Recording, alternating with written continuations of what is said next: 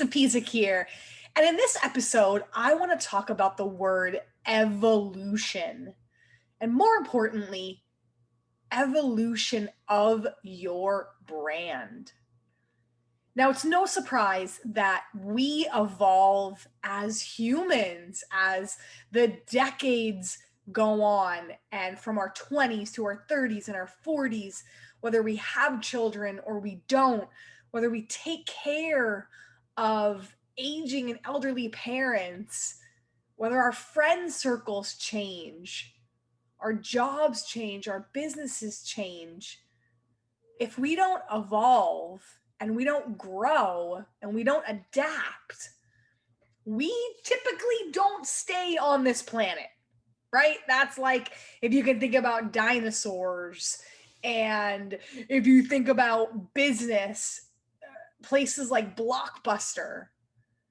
When we don't adapt as human beings and we don't provide solutions for ourselves and others, we die. And I think that this pandemic time that we are in has shaken things up for people, shaken up core beliefs, shaken up ideas and visions of where we want our life to go, from how we work to how we play to how we live. And one thing that's a big misconception in our audience is we think that they don't like change, that they don't like seeing new things from us, and that's why we don't do it. And that's just simply not true. Think of the high that you get when you go on vacation. Think of the high that you get when you watch a really good, new release movie or Netflix series. Yes, we love familiarity, but we also love new. And I want you to start thinking about your business and where it's going to evolve to as we are knocking on the doors of 2021 pretty soon. I can remember sitting at Thanksgiving dinner several years ago with my fiance, who's now obviously Eric, my husband, who I work the business with. And it was the first time that he was meeting my parents. I remember calling home. I hadn't spoke to my mom in a good year and a half. And I remember calling home and saying, "Mom, I'm engaged. I just want to let you know." "Oh, honey, bring him. The family and I can't wait to meet him. It's going to be lovely. Please come for Thanksgiving." So we go, and we're sitting at the table, and my dad's on the right, like he always is, cracking jokes, and the TV, the football game's playing in the background. Eric's on my left. My mom's dead center across the table. We have turkey and wine and stuffing, and I can smell the spiced candle, and I'm sipping the wine. And I can remember looking around thinking, this is actually really nice. The main meal's cleared away and the pumpkin pie comes out. And Eric says, "Babe, you gotta try this. It's so good." I lean in to take a bite off his fork, and my mom stands up in front of the entire family and says, "Lisa Marie, don't you dare put another piece of food in your mouth. You're going to be too fat to fit into any wedding dresses." I excused myself from the table and I ran up into my bedroom, looking at those blue paneling walls. Things didn't change. I remembered feeling that same way that I felt when I was 5 and 10 and 15 and 20. The things that were said to me. "What are you, stupid?" Plastering my walls pictures of stick-thin models. Because the only time my mom ever looked at me with that pride was that one time when I took those size 0 pants into the dressing room, pushing myself to perfection. And when I was sitting in that bedroom, I didn't think that he was going to be behind me. I thought no man is going to marry into this. He's going to see, he's going to know. Why did I even bring him here? Why did I even come home? And he was standing right behind me. And he said, "What the was that?" And I said, "That's the way I've always been spoken to. That's my mom. That's how the family is." And he said, "That's going to change." And it did. We decided to move. He's a Canadian. This was in Pennsylvania, where I was born and raised. We moved to Canada. We got married. We had a baby. I went to therapy. I unpacked things. And we were able to evolve into creating the family that we wanted to create. I was able to change the words that were in my head, because words shape us. There is no doubt in my mind that the words that are said to us day in and day out shape how we feel about ourselves. And all of those experiences that we take from the past shape the decisions that we make moving forward, unless we evolve and unless we change. And this pandemic time now has really shown us that we need to evolve. We need to do things differently.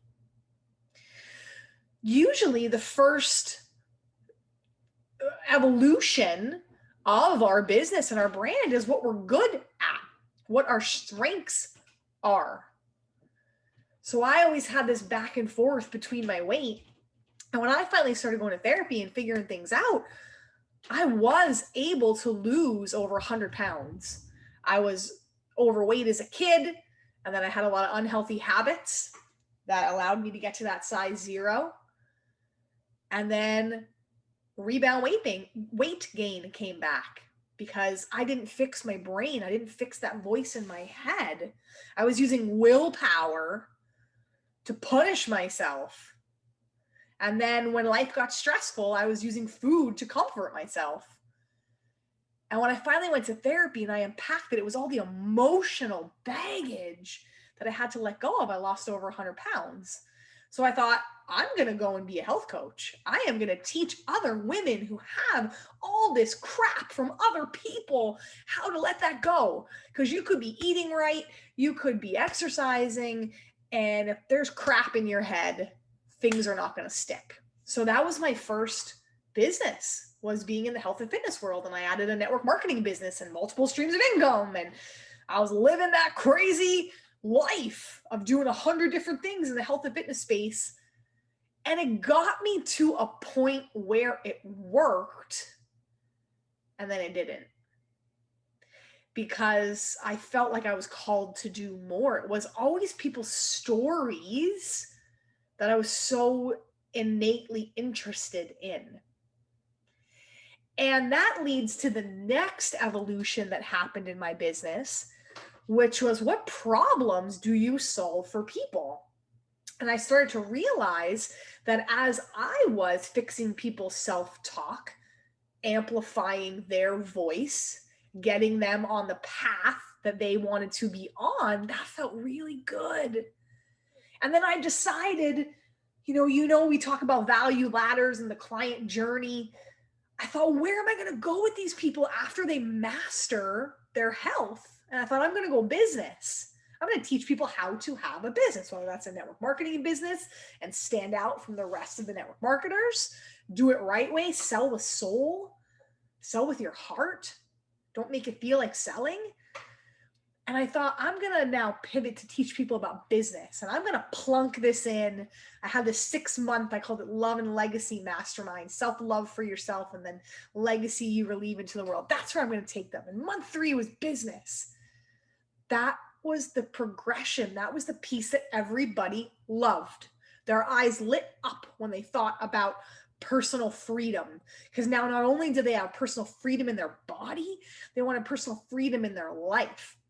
So I figured, okay, I solved the problem. I can teach people how to set up a website and set up their social media and pull their content together and go live on Facebook, and what's going to be your first product that you're going to create, and how do you put that out there on $0 budget. Hello, thank you social media, thank you iPad, thank you Yeti mic. We now have a recording studio that we can have in our home. Thank you YouTube and Vimeo and places where I can put it, right? And the next evolution for me was, what problem do I solve? But then I started to realize there were gaps. I was solving problems and telling people how, strategy, how to do. But then when it got down into the doing, people were stuck. They didn't know how to do.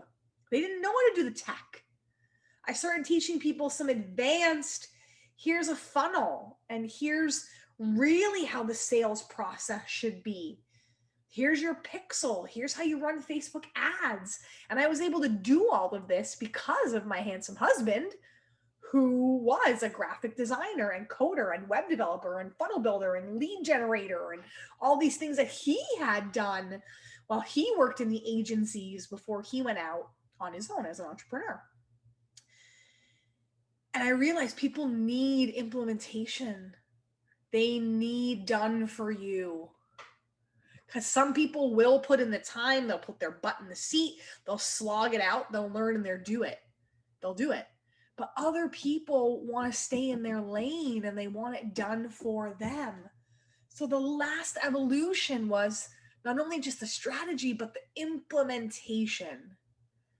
And once I got there, the health and fitness stuff just didn't make any more sense to me anymore. It didn't light me up. It didn't jazz me up. There were other people out there that was their calling and that was their thing. And it served me at one time, but then it made sense to pivot into what we're doing now. And it was a strategy and implementation tools that was that last evolution. And then as I found my voice and things felt real good, that's where the best-selling books and the speaking on stages and all of that came to light, because I was in my zone doing my thing. So I want you to gut check yourself a little bit right now and ask you, what are you doing when you're putting stuff out into the world? Is it stuff that you're simply good at? Is it stuff that solves a problem? And are there strategy and implementation tools to go with it? Is there an ability for you to do something for them, for that pool of people that want it done for them? If you're in this service kind of industry, if you're in a product kind of industry, is it a product that you created that you feel that you like?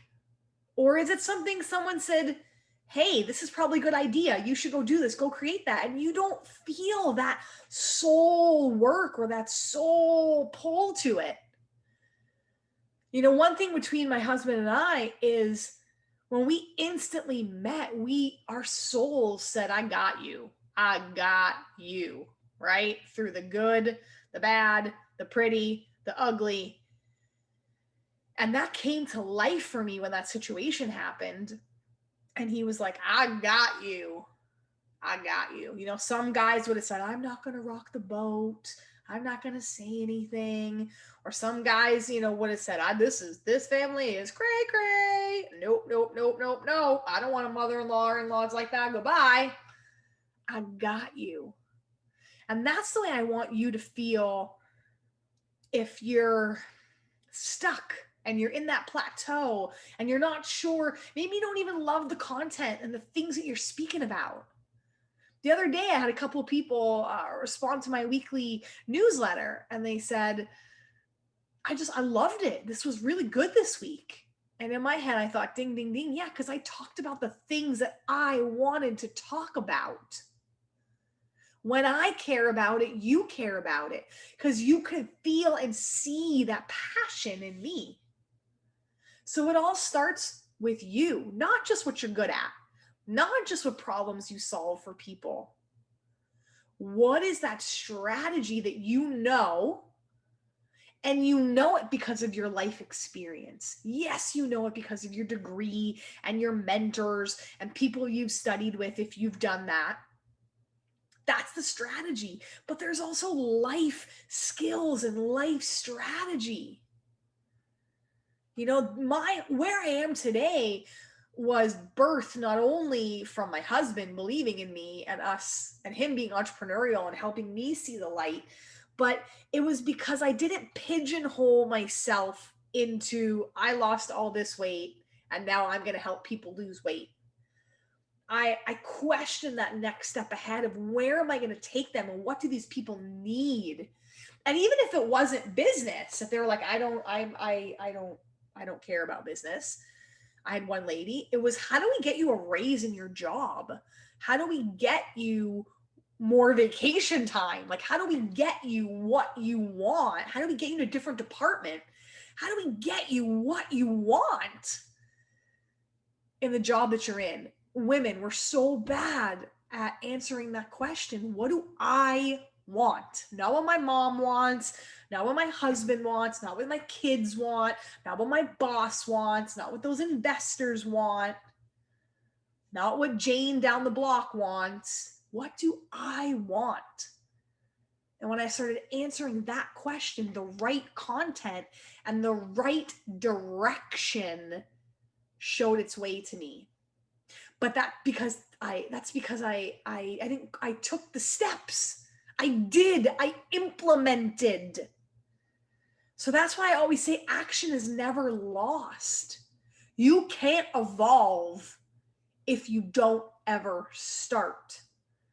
But I want you to be really intentional about where you're at right now, because this is a time when we are shifting. This is a time when we are moving. And this is a time when absolutely anything is possible. I don't know about you, but the words came out of my mouth. I can never work from home and homeschool my child at the same time. Well, check. I did that. I could never be part of a mastermind that's only virtual. We're going to lose the connection. Nope. Check. Super uber connected. I could never work 2 hours a day. I just have way too much stuff to be done. Check. I learned how to be super ninja in this time, managing everything. All those things that I said I could never do, I've done. And so can you. But you can't see it, and it's not possible unless you get out and you do. So what are you going to do different from listening to this podcast? Are you going to do an audit? Are you going to assess? Are you going to look at your business, look at your content? Are you going to take some white space and some time for you to just brain dump and plan? Are you going to kill off that thing that you know you shouldn't have been doing, but you just didn't have the courage to go do it? Are you going to go do that now? That's what I want to know. On my website, contact me. Direct email, lisa@lisapezik.com. What are you going to do different from listening to this podcast? I want to know. I want to hear from you. I want to be here to support you. If you need to go a little bit deeper, that's what I have. I have a 30-minute deep dive strategy call. Remember where I said I could never do that? I could never do a strategy call in 30 minutes. Oh my God, they're the most impactful things ever. Because it's not that I don't love you and I don't want to know all about you and your life and what you had for dinner and what's been going on. We got work to do in this world. And I want to get right in 30 minutes, be super intentional, and get you over that roadblock. So that's what that's for. Know that you don't have to evolve by yourself. Humans, we are pack animals. We are meant to be with people.